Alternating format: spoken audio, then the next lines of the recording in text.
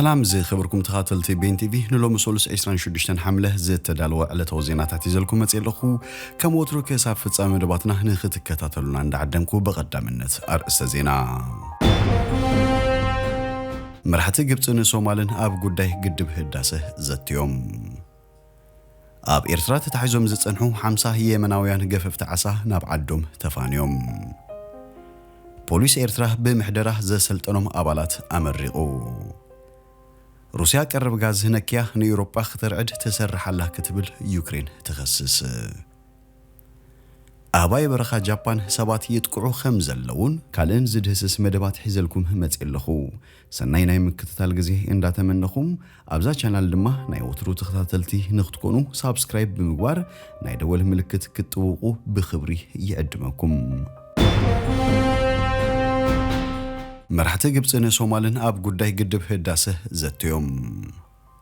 بريزيدنت جبتي عبد الفتاح السيسي اب كايرو مبصح مزكاير حدش بريزيدنت سومال حسن شيخ محمود اب ጉዳይ عب ግድብ ህዳሴ كم زتزراربو تغليتوم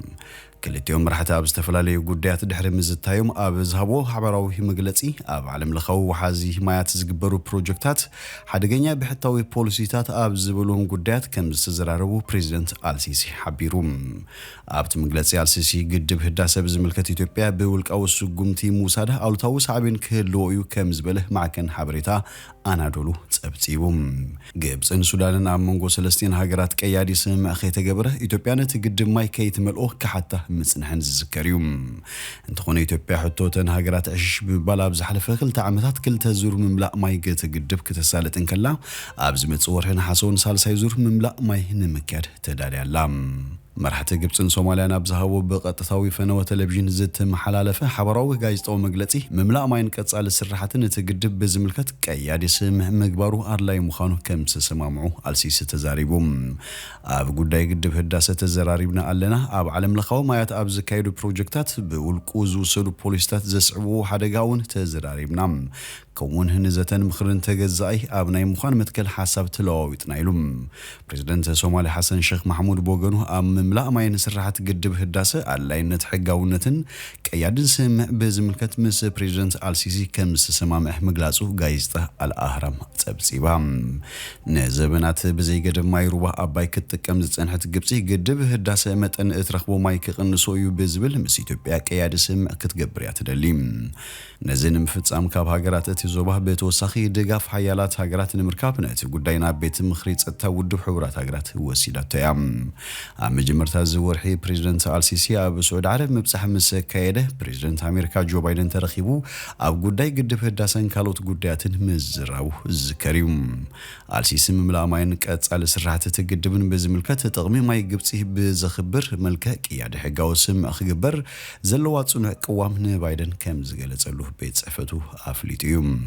بريزيدنت بايدن بوغنو أمريكا وحسنت ماي جبسي كم تدقفن كمون هنا سلام عبيتن تزوبه عبركتو زجبرن ناي كلهم وجنات ربحة زخبرن في التحخ ركب كم تدلي مجلاتو تحبيرهم أبسمون فلويلو أمريكا بكرنا أفريقيا مايك هامر أبحورات إمارات عرب جبسن إثيوبيان عدة زجبر كوينو قداي قدب هداسة كابز الزرار بلهم قدايات حدا كم زهونة تجليتهم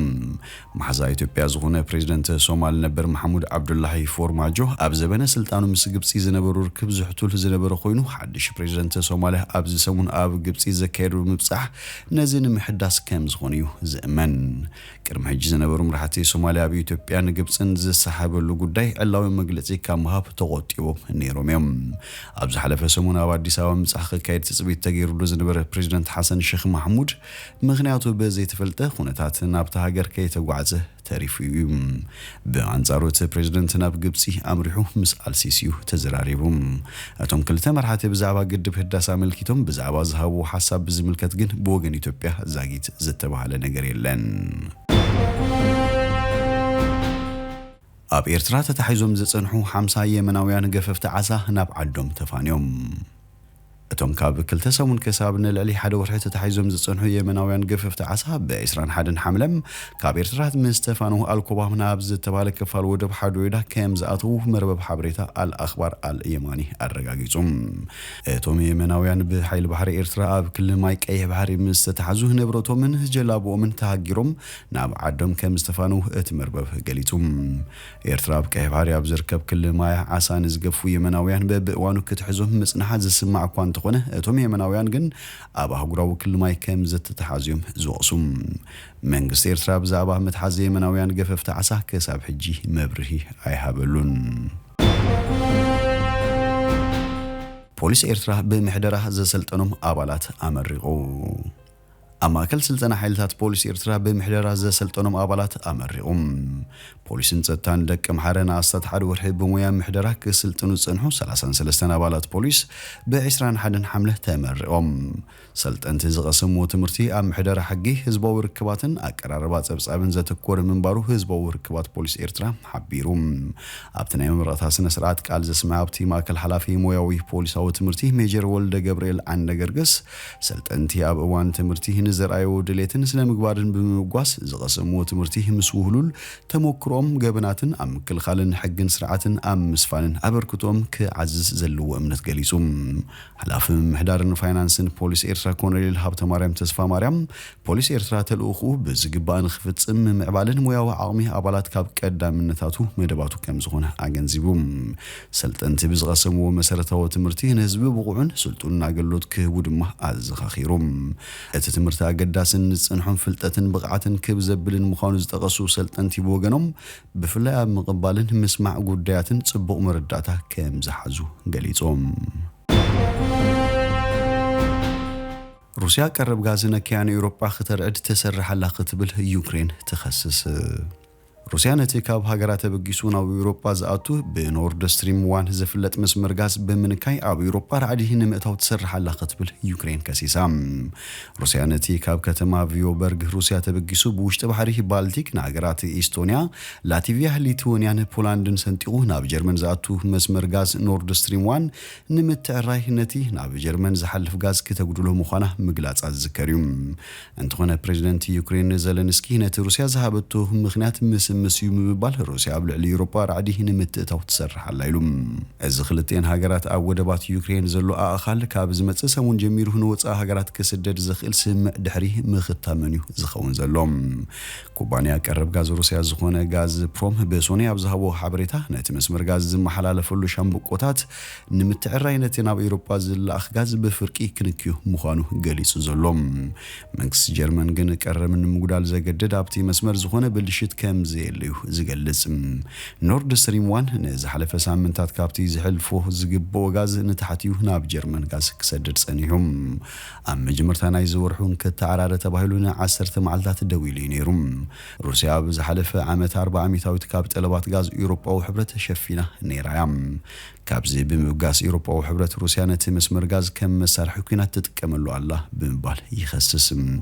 بريزيدنت زيلنسكي روسيا بزي مسمر نزحلف غاز كورحينا ورحي ان غدلتنا بزتحت درجه ابصي حتولام ازخا اشباري تاغر كوينا الله نابرا اوروباوያን ናብ ዝኸፈትሑት ደረጃው ንሙራድ ተገብሩ ዘላይሉም አሲቡነቲ ኣብ ኤውሮጳ ብርቱዕ ዛሕሊ ዘሎ እዋን ሓጋይ አጸጋሙን ክኸውንን ደኻታት ዝያዳ ከም ዝሽገሩን ምግባር ብሩሲያ ኮኔልካ ዝተተለመ ምዃኑ ይገልጽ ሩሲያ ናብ ኤውሮጳ ትልኾ መጠን ጋዝ ምጉዳላ ንሃገራት ኤውሮጳ ሕብረት ኣብ ሩሲያ ተሙርኪሰን ዝጽንሐ ቀረብ ጋዝ ካለ አማራጺ خنادያሉ ዝቕስብ እዩ እንተኾነ ቅድመ እዚ ዝመጽእ ወቕቲ ሓጋይ አማራጭታትን ምርካብ ዘሎ ተቕሎ ኣዝዩ ጸቢብ ምዃኑ ዝገልጽ ሚኒስትሪ ጸዓት ሃገራት ኤውሮጳ ሕብረት ሎሚ ሶሉስ ኣብ ብራስልስ ብምርኻፍ ነቲ ዘሎ ቅልውላው ንምፍታሕ ዘኽእል ሓባራዊ ስምዕ ክኽትሙ ተጽቢት ይግበር ኮሚሽን ኤውሮጳ ብዝሓለፈ ሰሙን ኩለን ሃገራት ሕብረት ኤውሮጳዊ ንዝመጽእ 7 ኣዋርሕ ሃልኪ ጋዝ ብ15 ሚታዊት ከጉዱላ ሓሳብ ምቕራቡ ይዝከር ኣብ ኮሚሽን ኤውሮጳ ዝቐረበ ሓሳብ ካብ ብዙሓት ኣባል ሃገራት ተቃውሞ ኳን ተጋጠሙ እተን ሃገራት ኣብ ስምዕ ክበጽሓሉ ዘሎ ተኽእሎ ግን ልዑል ምዃኑ ዝንገር ፕሬዝደንት ኮሚሽን ኤውሮጳዊ ሕብረት ኡርሱላ ቮን ደር ሌይን ኣቅድማ ቢላ ሩሲያ ነቲ ቀረብ ዝቐርብ ጋዝ ጠቕሊላ ክትዓጽዎ ተኽእሎታት ከም ዘሎ ኣተንቢሃ ነይራ። ሩስያ ወርሒ ለካቲት ዩክሬን ካብ እትወርር ኣትሒዙ ዋጋ ጋዝ ነዳድን ኣብ መላእ ዓለም ዓብይ ወሰኽ ኣርዩ። እዚ ከምዚ ኢሉ እንከሎ መሰረት እቲ ኣብ ዝሓለፈ ሰሙን ብምንጉኝነት ሕቡራት ሃገራት ኣብ ወደባት ጸሊም ባሕርን ዩክሬን ዝርከብ ኣኻል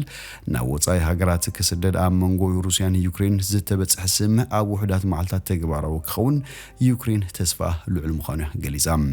ኣስታት 20 ሚልዮን ቶን እኽሊ ዩክሬን ሓይሊ ባሕሪ ሩስያ ንጸሊም ባሕሪ ተዋፂሩ ስለ ዘሎ ካብ ወደባት ዩክሬን ክስደድ ከም ዘይከኣለ እዩ ዩክሬን ትገልጽ። ኣህባይ በረኻ ጃፓን ሰባት የጥቅዑ ከም ዘለዎ ተገሊጹ። ኣብ ዝቐረባ ሰሙን ኣህባይ በረኻ ኣብ ጃፓን ኣብ ልዕሊ ሰባት መጥቃዕቲ ይፍጽሙ ከም ዘለዎ ተገሊጹ። በሰንኪ እዚ ኣብ ከተማ ያማጉቺ ቆልዑን ኣረጋውያን ዝርከብዎም 42 ሰባት ከም ዝቆሰሉ ጸብጻባት ይሕብሩ። እቲ መጥቃዕቲ ማካወይ ስኖ ማንኪ ተባሂሎም ዝፍለጡ ኣህባይ ጃፓን ዝፈጽሙ ከም ዝኾነ ተረጋጊጹ እዩ። ይኹን እምበር እዞም ኣህባይ ኣብ መብዛሕትኡ ክፋላት እቲ ሃገር ልሙዳት እኳ እንተኾኑ ከምዚ ዝኣመሰለ መጥቃዕታት ግን ዘይተለመደ እዩ። ፖሊስ ጃፓን ነቲ ነበርቲ ዘሸብር ዘሎ መጥቃዕቲ ኣህባይ ንምዕጋት መዐገሲ ጠበናጁ ከም ዝጥቀም ኣፍሊጡሎም። ስሙ ክጥቀስ ዘይፈቐደ ሓደ በዓል ስልጣን እቲ ሃገር ከምዚ ዝበለ ብዙሕ መጥቃዕቲ ኣብ ሓፂር እዋን ምርኣይ ሳሕቲ ዘጋጥም ኢሉ።